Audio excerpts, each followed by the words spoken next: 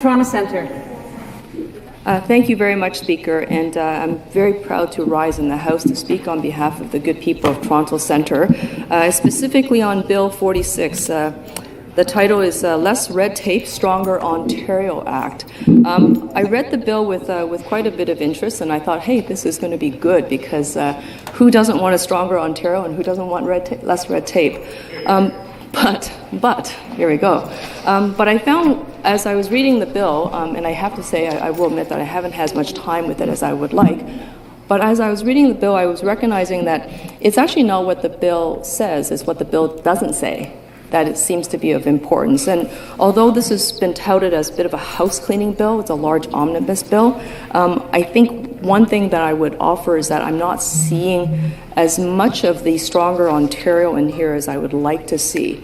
Because there are some missed opportunities, which of course can always be corrected through collaboration, as the good member was speaking about just earlier, is collaboration perhaps at committee. There could be some amendments there.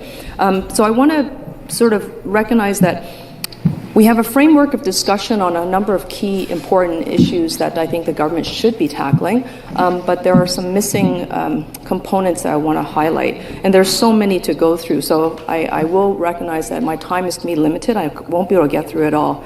But as the official critic for the Attorney General, I'm going to focus on the justice system changes that are outlined in this bill, which I think are important. Allowing electronic notification, electronic filing, is perfectly acceptable, and I think we should all be welcoming that. We should embrace that wherever we can, because that is a good thing to do.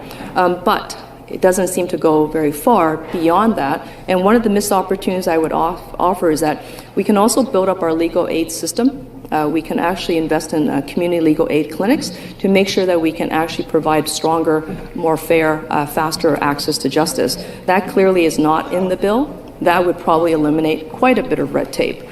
Studies into legal aid impacts in other Commonwealth countries. I'm going to pull some examples from Australia, just because it's got a parliamentary system similar to ours, and it's got a legal system that's very comparable to ours, especially through our evolutionary histories as Commonwealth nations.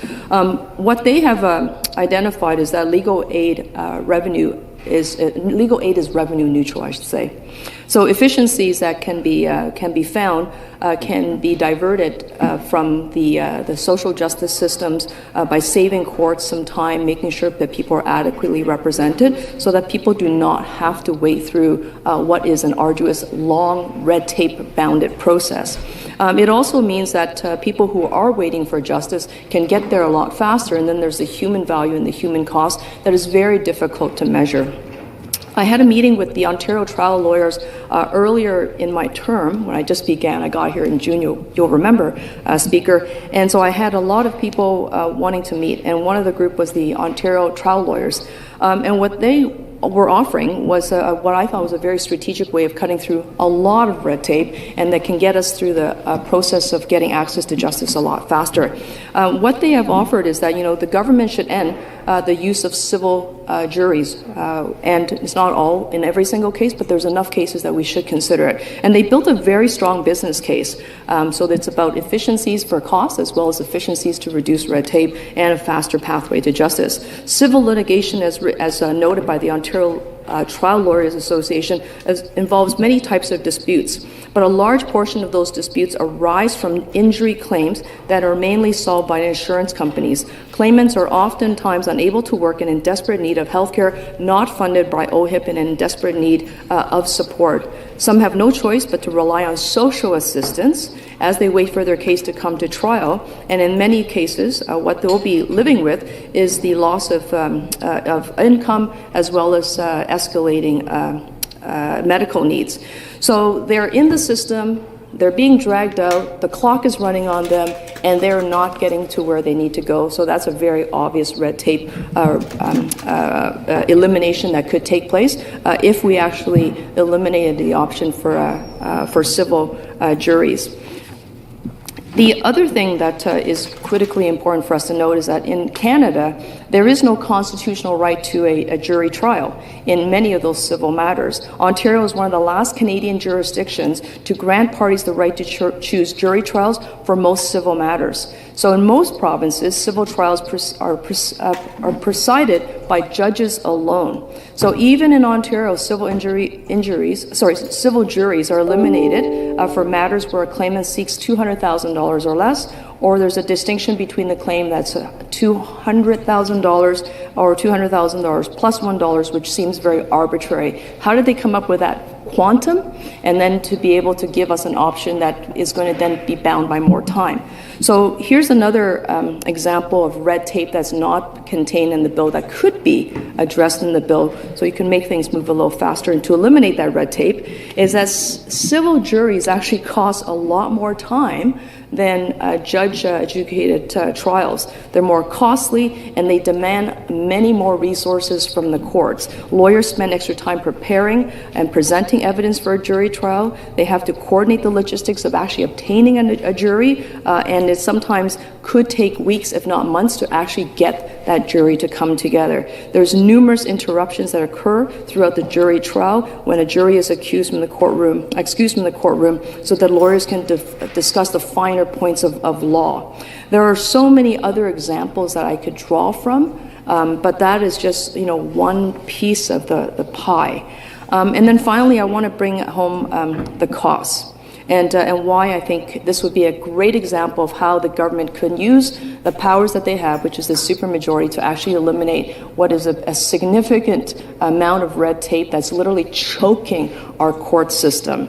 So we could consider the burden of jury duty on the individual. Think about it. When you get this notice through the mail, and your average citizen will in Ontario, do they jump for joy when they get this notification that they've been chosen for jury selection? Most likely not, and this is why. Juries are paid nothing for their first 10 days of service and a mere $40 for up to $49 a day, and then $100 a day for 50 days of service. So they actually have to lose money. They are literally walking away from whatever employment they have to make less than minimum wage to sit through a jury trial. So there aren't a lot of people who are actually jumping up and saying, give me this opportunity. But it's not just the lack of compensation for the individual jurists. It's actually also the fact that they're also having to carry on additional expenses such as childcare. Employers that are relying on those employees while they're serving on juries with these very long and unpredictable schedules, all of that is red tape.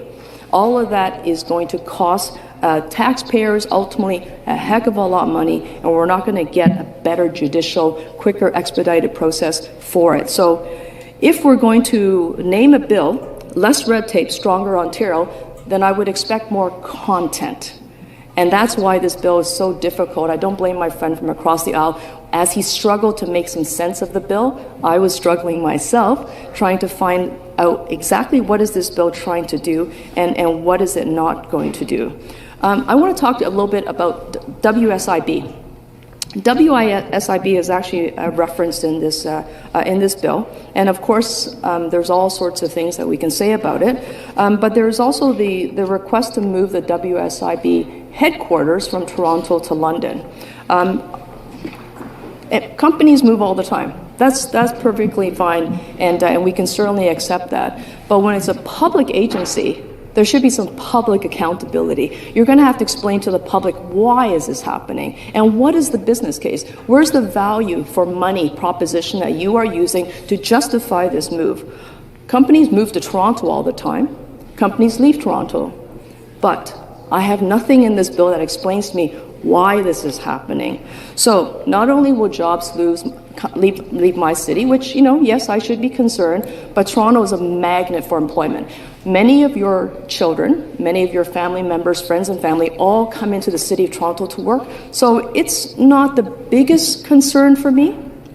However, what's left behind? There's a $600 million asset sitting on the streets of Simcoe in front, and it's not really clear to me what happens to that asset. And given the government's track record of unlocking government assets and then sort of quickly selling them, for perhaps not the highest and best use and not necessarily the maximum dollar. I think there is a massive loophole that's there, and I want to be able to rein that back in, or at least to ask some questions that that the government should, Speaker, in terms of justifying, why is this happening? And if we're going to be talking about WSIB, how are we seeing the impacts of WSIB? What we know is that COVID is still among us, and one thing that the WSIB has been very poorly performing on is how are they taking care of COVID long haulers? So those with long COVID, as they call it. So those are symptoms that are not going to be quick to resolve.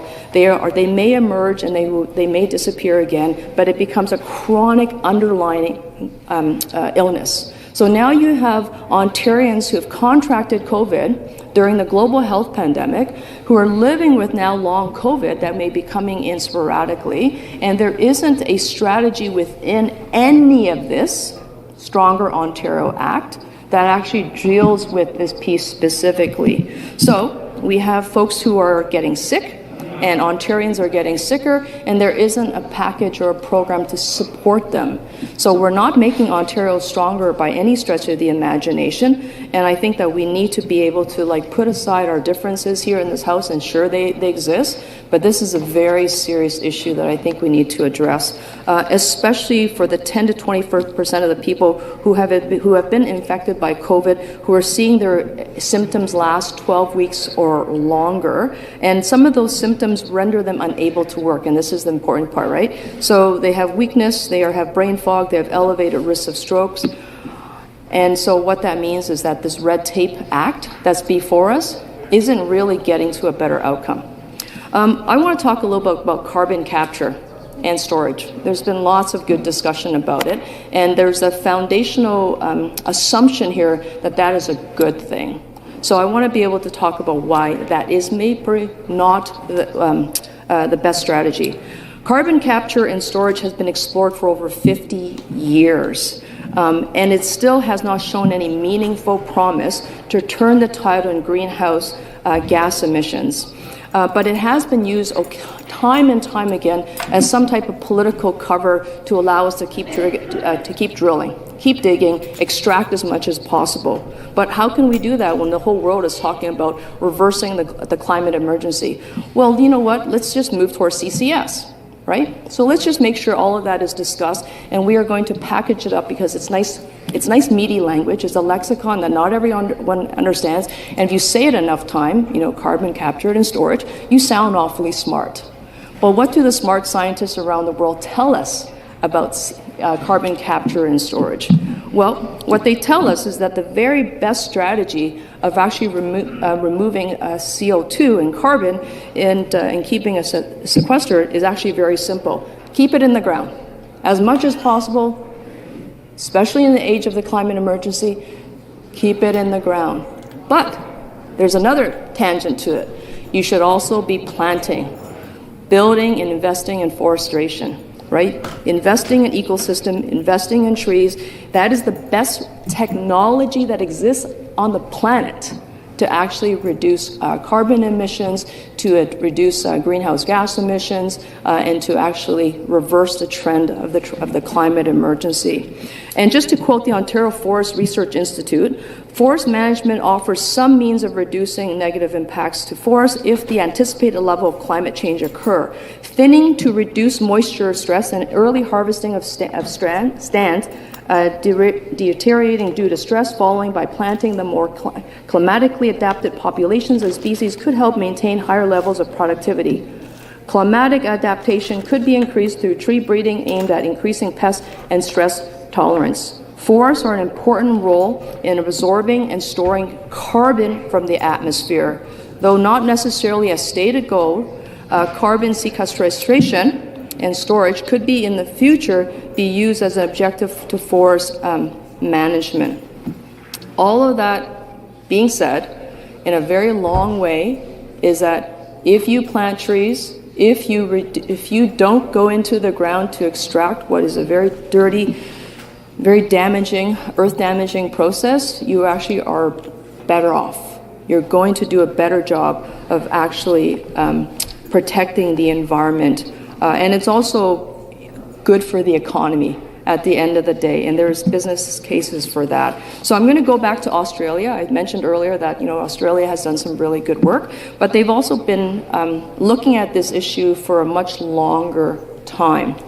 So in Australia, they call their carbon capture and storage experiment known as the Gargan project. And for the past 20 years, Chevron has been touting their Gorgon project, and it sort of is their excuse to go into the ground, right? It's like, we are going to capture carbon, we're going to store it, and the Gorgon project is their marquee example as Chevron, the oil company, wanted to sort of put forward on why they should be given permissions to dig.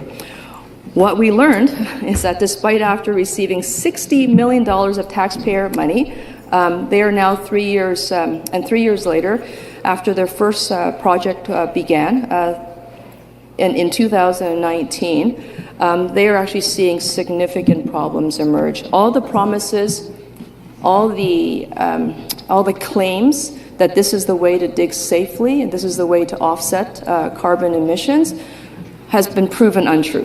So what we know is that Gargan emitted over 7.7 million tons of CO2 between 2016 and 2017. That's a 12-month period. They wiped out all the savings made by all the rooftop solar panel installations in Australia that same year. Can you imagine how large this country is with everything that they've gone on? They've installed all these rooftop solar panels. All of that diversion went away. The Western Australia Environmental Protection Authority then concludes that Chevron should be held accountable for the venting gas from the Gorgon project, arguing that due to the 2-year delay of storing emissions, Chevron is likely to fail to meet the requirement to capture and store at least 80% of the project's emissions. So we've just heard that this bill is going to get Ontario, is going to bring Ontario to a stronger place, that by removing this sort of red tape, you're going to be able to build a stronger economy. I also heard, Speaker, that the government has said businesses want us to do it. All the businesses are asking for this. Well, I'm sure the businesses are not saying to you that, let's actually let go of the need to reverse climate change so we can actually get as much out of the ground, and then have a different problem on our hands, is that the strategy you put forward to offset actually doesn't work. So then the question would be, why are we doing it? Which businesses are asking for this, and who's paying? Because ultimately, from what I can see, it's actually the taxpayers that are going to pay for a failed strategy that doesn't work, but then the future generations are going to pay because there's not going to be much of an environment left for them to inherit. So, this could be a very technical conversation, Speaker, and I do have some more notes on it, but I can see that perhaps it's a topic that's not easy to digest. So I want to move on just for a moment. And as I move on, I want us to recognize that actually, I will just say it for myself. I can't speak for everybody in the House, but Madam Speaker, I've noticed that there's a disturbing trend in the House, and that trend in the House. And I've seen it before. Obviously, it's not my first time at the rodeo. This is my 12th and a half year in government. But what I've seen before is that the title of the bills don't oftentimes match the intention of the bills. So this is just a great example of a bill that has a lot that's packed in it that claims to be doing something, because we've heard members of the House government side speak to all the great things that this bill does, but I can't see a shred of evidence, or at least not a lot of it anyways, that is what the bill does. So I guess the part that's most challenging for me, Speaker, is that, what is the purpose of what I think is a cleanup bill when it opens up a whole new can of worms that we're not going to be able to get to, a whole new problem that we're not going to be able to get to, because this bill is obviously not that exciting. The media is not reporting on it. It's probably going to sail through committee because God knows if there's like 10 hours of debate, it's going to go down to 20 minutes of debate, and yet it actually opens up so much that needs to be answered, and it's not answered. And I fear that we're going to make some bad laws here, laws that don't serve the people of Ontario, not this current population, not this current generation or the generation next, but it will be touted as some type of government announcement that they're cutting red tape when it doesn't really do that. Thank you. Questions? Member from Etobicoke Lakeshore.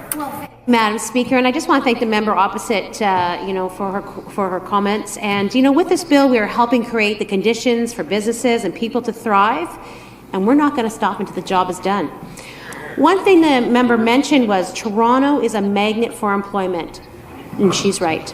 Through you, Madam Speaker. But to be a magnet for employment, we have to create the environment. And that is what this government is doing by cutting red tape, keeping taxes low, and building houses.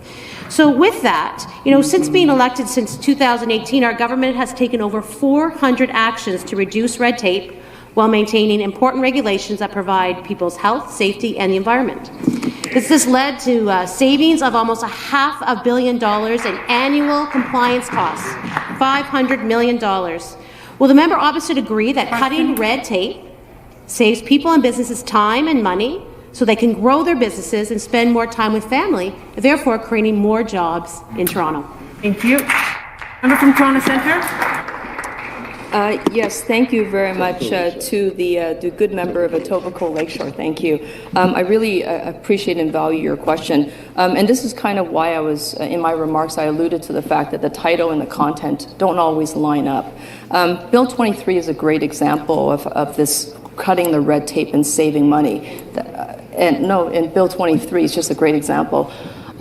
Where the government has said that we're going to cut the red tape, so you're going to allow for a lot of development, and that this is going to save money. Well, it's actually not saving money. What we've heard is that municipalities are going to be paying a heck of a lot more to make up for the losses of revenue, so it's not revenue neutral. And recently I've heard that there's mayors that are now putting forward motions and considerations to their council to create a new category within their tax bill to call it the Ontario property tax section. So is it saving money? All these proposed gestures? Some would argue that it's not. Thank you. Questions? Member from Spadina, Fort York. Okay. Thank you to the member from Toronto Centre for your comments. It's always interesting. I'm always learning when you're speaking. You mentioned that this bill is not going to get the attention that it deserves because right now the government just passed Bill 26, which paves over the green belt. They've got Bill 39, which overrides our last municipal election results. And now they've got this bill, which is going to promote carbon capture. And you're saying that in Australia, where they tried this project, their government put in $60 million of taxpayers' money and didn't get the results. Are you afraid that this carbon capture is actually just a diversion to allow oil companies to continue to drill and to burn oil? Thank you. The member from Toronto Centre. Yes, thank you to the good member for the question. That's exactly what I'm saying. I think that the way Schedule 5 is written, it looks like a red herring to me. So I guess the challenge before us is that we don't have a lot of. We're not going to go through a fulsome debate. Like that's just the fact of where this bill is headed. And I am very concerned that Section 5 is opening up a extremely large hole in the legislation that you can't reverse. Like once the environment is gone, it's really hard to come back. And I'm just appealing that we need to think twice about moving something like this without any type of research debate or any type of background. And it can't be that because we've consulted with business. I've heard that time and time again from the government that you've consulted with somebody, but then there's no document to say this is what the consultation produced. Thank you. Thank you. Questions? Member from Scarborough Agincourt. Thank you, Madam Speaker. Our government has taken relentless action to reduce red tape across the province. The opposition has continuously voted against the actions we are taking, which have saved businesses over $500 million in annual compliance costs. Will the opposition finally correct their record and vote in favor of this bill? Thank you. Member from Toronto Centre. Thank you very much to the member from Scarborough Agincourt for your question.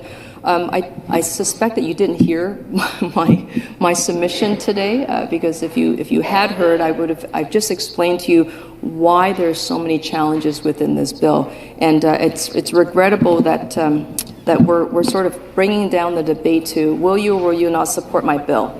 Tell me. It should never be that simple, folks. Like this is complicated legislation that's going to have multiple effects, not even just in one act or one piece of legislation, but multiple pieces of legislation, and then. Well, and then you're going to be dealing with years, generations of impact, and I think it belittles the people of Ontario when we actually don't put our heart and energy and grey matter into making good legislation. Thank you. The member from Windsor West. Thank you, Speaker. So the government side keeps talking about reducing red tape. The folks of us on this side of the House are very leery when the government, any Conservative government, like the previous Mike Harris government, talk about reducing red tape, because what you often find is something like Walkerton, where people were very ill and died because the Conservative government cut red tape and the water was contaminated. But Speaker, I want to ask my colleague from Toronto Centre to kind of speak a little more about access to justice. She talked about jury duty. I don't think many people would know that if you were called for jury duty, that you are not paid for that duty, that you lose time at work and pay, or that childcare costs are not covered. So I'm wondering if my colleague from Toronto Centre could kind of talk about how that in itself is a barrier to access to justice, because you're talking about people not being able to keep a roof over their head, food on the table, take care of their children, if they actually are called for jury duty. Member from Toronto Centre. Yes, thank you very much for the question. I'm happy to. And I just want to start off by saying, whenever there's any talk about red tape cutting, oftentimes that's coded language for deregulation. And I'm not going to be fooled that you can get me to vote for this because you want me to cut red tape, because you're asking me to support deregulation, which I cannot do. So back to the jury duty. Like for a lot of folks who are trying to get access to justice, like the best trial lawyers in the country have said, every other province has moved in a direction where you don't have to have an option for jury, civil juries. And so therefore, why is Ontario lagging so far behind? For a government that talks about modernization and embracing change and about moving forward with innovation, we're one of the laggards. So why be the outlier and not be the leader? And this is a great example of how you can eliminate the option for some civil juries to actually cut the red tape and to get us moving faster, not to mention the fact that it's good for business. Thank you. Questions? The Minister for Environment, Conservation and Parks. And thank you to the member opposite. I listened to her speech with great interest. Just on carbon capture, storage and utilization, I note that the Inflation Reduction Act in the United States commits over $369 billion, of which a portion goes to CCUS. And an international panel report on climate change showed, and I quote, the potential for CO2 capture storage is considerable, and goes on to support this. So my question to industry that are already doing this and have asked the government to play a leadership role in establishing a framework here in Ontario, like Stelco, what would she say to that industry? Does she feel they have a role to play in capturing CO2? And what would she say to the workers and union workers on the cutting edge looking to do this for sustainable capture of CO2? Thank you, Speaker. Member for Toronto Centre. Thank you very much, Speaker, and thank you to Minister for the question. I really think that one of the best ways for us to go about this debate is not to try to create it into a binary, because when you do that, you actually eliminate what is really at the heart of it, is that, there are going to be some conflicting reports. Some of them are actually produced and funded by the big fossil oil companies. That's going to give you one result. And then there's going to be other studies that perhaps are noted scientists and third-party reviewed that will give you others. What I'm interested in doing here is to actually just raise the question that, the premise right now that's in this bill, you're assuming the assumption that, carbon capture is neutral. Response. But studies have shown us that it's not, and studies have shown us that it has failed to be neutral, and it's actually going to have longer ramifications in the future that we can't necessarily undo. Question Point of order. Point of order, Speaker. I just want to clarify my remarks on the International Panel on Climate Change. That was done by the United Nations. Thank you, Speaker. Thank you. Being the clock at 6.